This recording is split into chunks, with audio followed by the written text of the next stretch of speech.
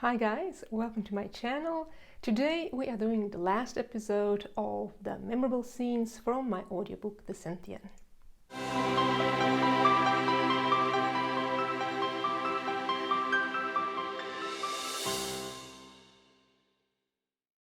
You guys know that I'm a romance author. I love romance and love stories, and of course the last scene that I've picked is probably the most favorite of mine, and you will see why. Until this point in the story, humans don't know that Senthiens can tell the future. Now, a day before, Dora says something to Jay to actually save his life. And Jay is starting to think and realize, okay, there is something behind it. Let's find out. I have a feeling that you can do something, that you have kind of a special ability, so let's talk about it.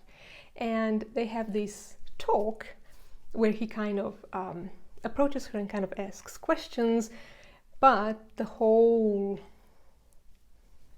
thread goes in a completely different direction. And yeah, anyway, it's one of my favorite scenes, and I hope you will like it as well.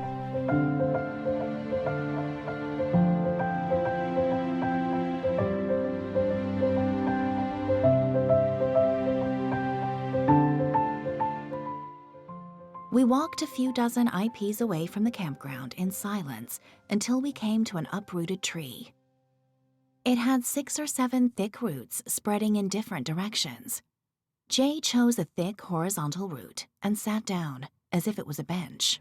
"Come, Dora, sit with me." His voice was amused but mysterious at the same time.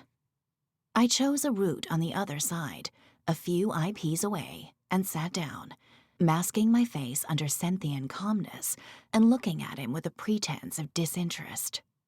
He laughed quietly and lowered his gaze. Then he shook his head slightly, stood up, and sat down on the root I was sitting on. I swallowed. This was definitely less than 1 IP, and I felt like a heavy weight was pushing on my chest. "What do you want to talk about?" With my best Senthian intonation, I clearly indicated that there was nothing to discuss. So far, it had always worked. So far. "Tell me," he said. "Tell you what?" "The future. You see the future, don't you?" "No." He shook his head. "I saw it. The fork in the path. It was exactly as you said it would be. And my first instinct was to take the right path, as you said I would. And I would have done that if you hadn't warned me." I listened to him without saying a word. "And on the way back, when we came to the fork again, I went and checked the right path quickly. I was just curious. And do you know what I found?" I shook my head, not trusting my voice. "A fresh mudslide. The path was completely gone." He took a short break before continuing. "I reckon if we took the path in the morning, we would have been dead. You saw the future." I lowered my gaze and said, "But you are still alive." "So?" "So it's not the future." I looked back at him, trying to keep my voice calm. "It is one possible and most likely probability, depending on the current course of events. This is what Senthiens do. This is our ability." He leaned back a bit. "Why didn't the jumpers tell us about it?" "They don't know." "What about other descendant species? Do they also have some abilities?" "Yes, most of them do. These were targeted DNA changes to express or inhibit certain phenotypes and characteristics, and our society is built on the diversity of our different abilities." "Like?" "Each descendant species has a role in the society. Booleans do science, Lorians develop technology, Zlathers keep order, and Senthiens process information and predict." "The future?" "The possible future paths, yes." "What else have you seen?" What do you mean? He leaned in toward me, almost touching my knees with his. My breathing instantly sped up. Did you see yourself coming to Earth? I lowered my gaze. My visions had showed me something else. I didn't know it was Earth. But you saw something. What was it? I closed my eyes for the briefest of moments, remembering Jay's touch, his hand holding mine, his kiss. They were just predictions, Jay. I looked back at him. He leaned in closer and tilted his head. Did you see me? How does he know? I swallowed. You did, didn't you? He leaned in even closer. I took a deep breath and held it in for a few moments. What did you see? He said quietly. I breathed out. My heart was racing, and I saw little black dots that told me I wasn't far from losing my consciousness. Dora? He was whispering. Tell me, please. My head was spinning, and my thoughts were a blur. I saw you, I said, the Senthien intonation gone, my voice showing true emotions for the very first time. I saw you, before I ported to Earth. I didn't know if it was the future or simply a possible prediction that might never take place.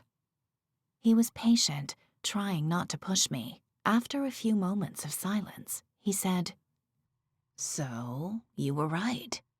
You did see me. And he smiled, encouraging me to continue. No, I said. No? He was puzzled. You didn't see me. I didn't see you as I thought I would see you, I said.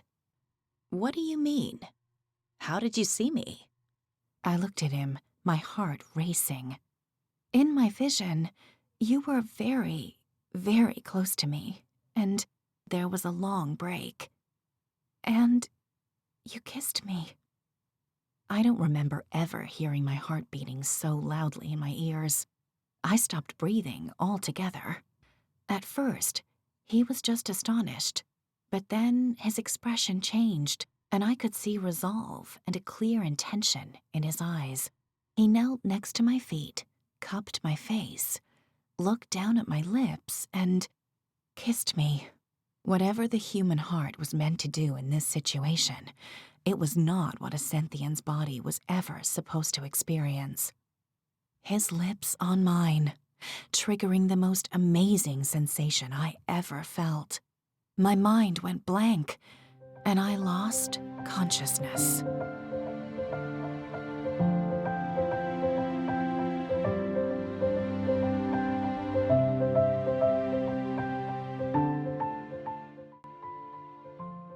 So I hope you like this little scene just as much as I did. If you want to hear more of my wonderful narrator Corinne Davies, or if you want to hear more of the story, the audiobook is available, well, pretty much anywhere. And I do have a little surprise for you now. And this is that the Findaway Voices, which is the company that produces and distributes my audiobook, is offering 10 copies of the audiobook Senthien for free. So if you would like that copy, please write me an email at tara@tarajadebrown.com and say that you would like a copy of an audiobook. I hope you like this little episode. Thank you very much for watching, and I will see you next time. Bye!